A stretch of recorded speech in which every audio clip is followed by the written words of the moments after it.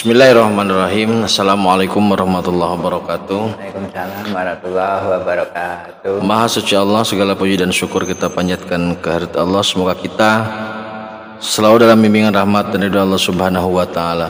Subhanallah walhamdulillah, astagfirullah wallahu akbar. Kembali saya dari tim Raja Nusantara. Kali ini masih dengan Pak Ustadz Raja Wali. Iya. Kontraknya jadi 20 tahun. Tambah lagi. Baru diperbaiki barusan.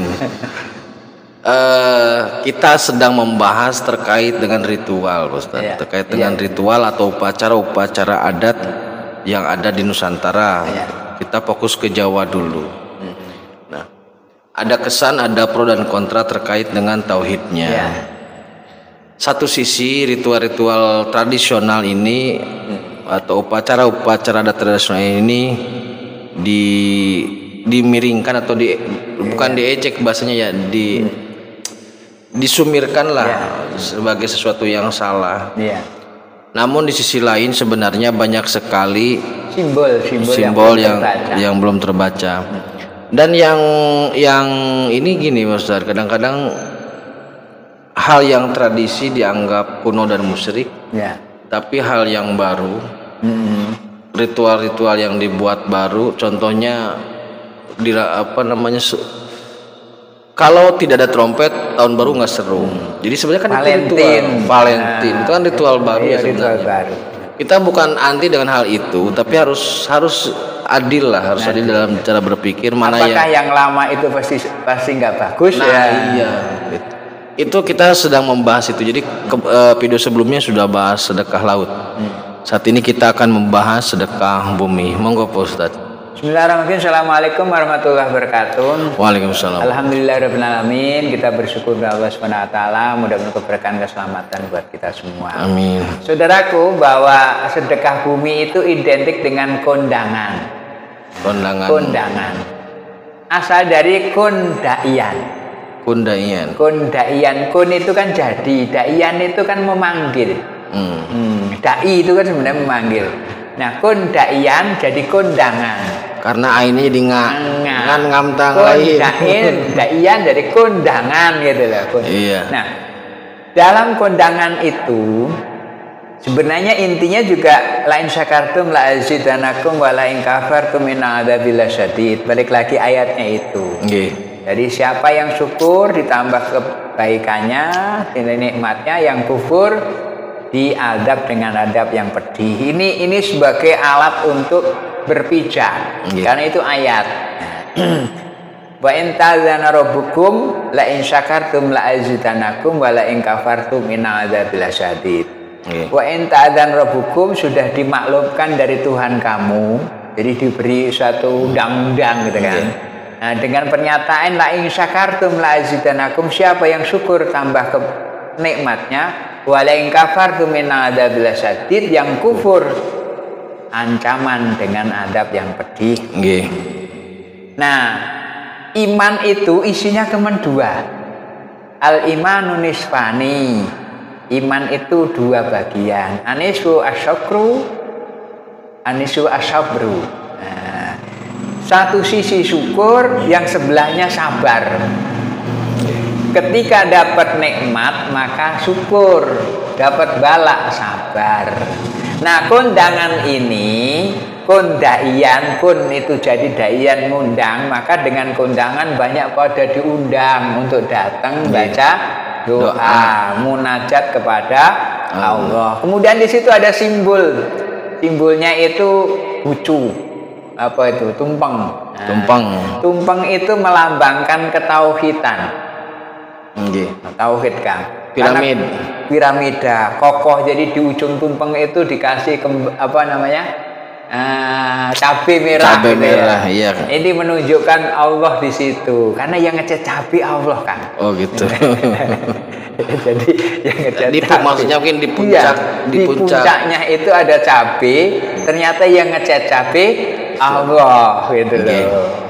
Siapa yang ngecat? Tukang catnya nggak ada sih orang Jawa Timur waktu itu. Waktu itu ngecat langsung diuber polisi kan. Ternyata yang ngecat cabai Allah. Nah, kemudian di bawah tumpeng itu ada ini ingkung. Nggih. Ingkung itu adalah kesempurnaan manusia. Kun di situ kan apa maknanya? Maknanya manekung. Ingkung itu ingsun kang manekung gitu loh. Manekung itu sembah. Jadi ingsun manekung marang Gusti dengan seperti ingkung itu. Nah, kemudian ada namanya buah-buahan, sayuran dan itu ada namanya ademan, urapan. Itu ademan itu ngademin pikir. Karena di situ ada sayuran yang dikasih kelapa itu ngademin, jadi adem. Manekung kepada Gusti, adem pikirannya, bujunya itu adalah ketauhidan. Pas amin amin, alhamdulillah dimakan bareng tuh kan. Enak nggak itu? Coba. Nah, salah satu sedekah bumi adalah simbolnya yang paling populer memang tumpeng. Tumpeng. Jadi dalam dalam sistem teologis memang selalu mengerucut Pak Ustadz ya. Betul. Gunung gitu. Gunung mengerucut, piramid mengerucut. Gunung, piramid, gunungan itu mengerucut kepada titik yang satu. Banyak tugu-tugu juga banyak yang selalu mengerucut ke atas. Ke sana. Nah, salah satu bentuknya adalah tumpeng itu. Makanya yang jadi heran ritual-ritual seperti itu kemudian digeser ke syirik gitu ya. Maksudnya ke kalau gini, kalau makan tumpeng itu disajikan kemudian dimakan mungkin masih masuk akal. Dalam artian orang rasional masih bisa nerima. Walaupun tidak suka tapi masih bisa nerima karena itu dimakan. Nah, kalau ada sedekah bumi yang kemudian disajikan di tempat tertentu, umpamanya di sawah. Ada cabai atau apa ditancepin seperti itu untuk menjaga sesuatu umpamanya. Kemudian di tempat-tempat serem dikasih sajen. Kemudian kalau mau pagelaran wayang tuh sajen. Itu gimana Ustaz? Itu tradisi lama. Jadi seiring dengan pertumbuhan dan perkembangan agama, dengan munajat, dengan doa, mutin. Mutin itu sebenarnya kan Din itu kan agama kan. Jadi Din itu mau jadi agamanya gitu loh. Jadi Din itu yang mengucapkan itu ya, mengungkapkan hajat itu kan dengan doa. Jadi itu dulu tradisi itu diberikan kepada makhluk-makhluk. Sekarang ini sudah bergeser. Nah, bergesernya tumpengnya dimakan bersama. Jadi lebih ke arah biososiologis rasional. Nah, kemudian makhluk-makhluk itu akan dengan doa. Maka ayat kursi ini tahlil itu kan, nanti tahlil juga kita bisa bahas kan. Kulhu falak binat kemudian surat Al-Baqarah sampai akhir Al-Baqarah, ayat kursi itu kan ayat-ayat untuk ketauhidan. Nah, untuk menyelamatkan dari manusia sisi min syarri ma khalaq. Nah, jadi nanti jatuhnya adalah untuk penyeimbang. Memang di alam ini ada dua kelompok, kiri dan kanan. Tapi kelompok itu sebenarnya mana yang menang? Mana yang dominan? Kalau tangan kanan ke depan, pasti kirinya ke belakang. Dua-duanya kan nggak mungkin ya, kucing emang hampir. Saat kita doa kepada yang positif, yang negatif akan turun.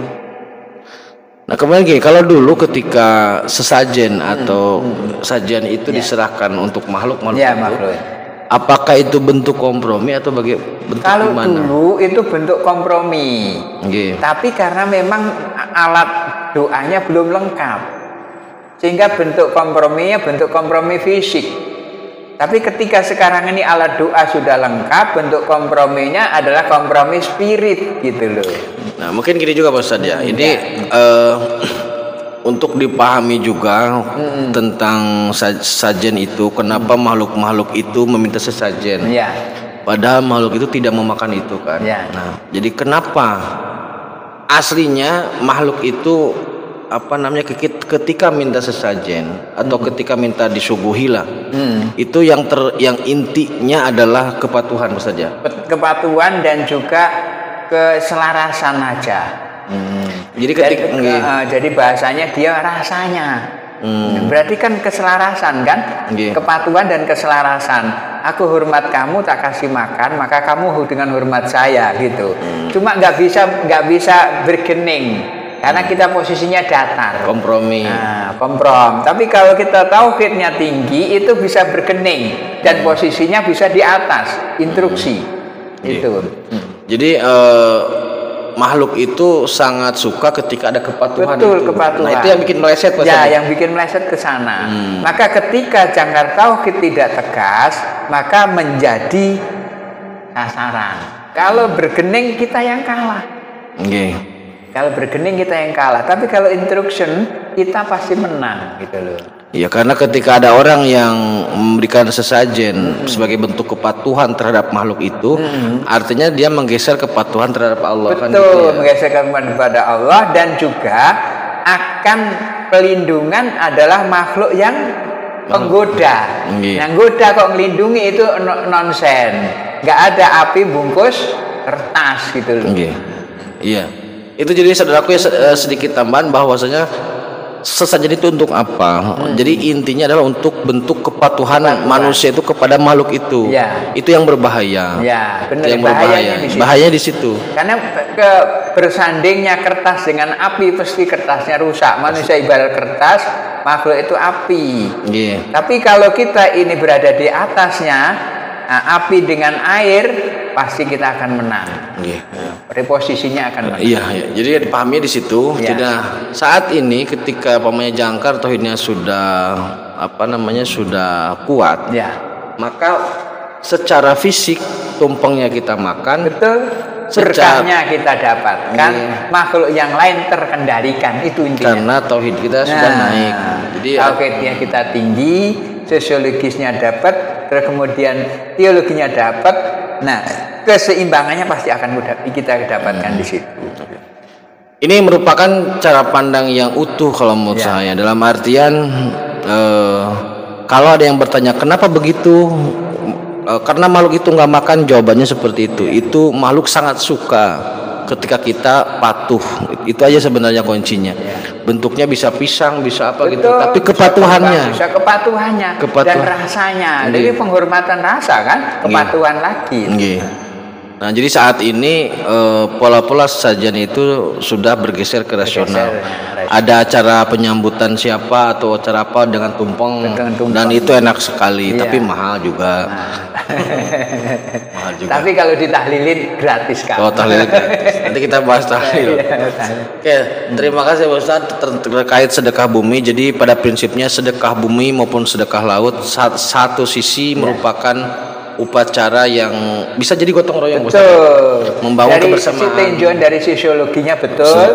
Tapi ketauhidannya teologinya harus sempurna. Harus sempurna. Karena kalau sosiologisnya yang bagus, kemudian teologisnya melenceng, itu akan rusak. Tapi kalau hanya teologi saja yang bagus, sosiologinya nggak imbang juga. Nggak imbang. Dia akan hidup di dunia lain. Iya, dunia lain.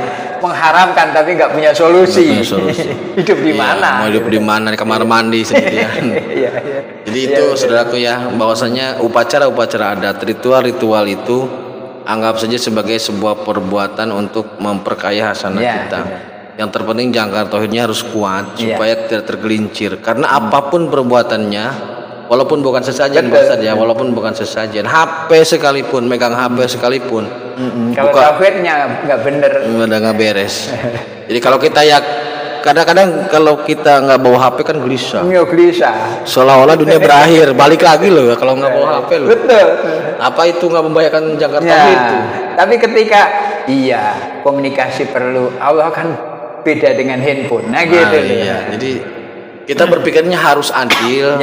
Ketika keris di syirik, tapi HP dibiarkan, itu nggak fair. Nggak fair. Jadi Allah disanjung tapi makhluknya diinjek, nggak fair juga.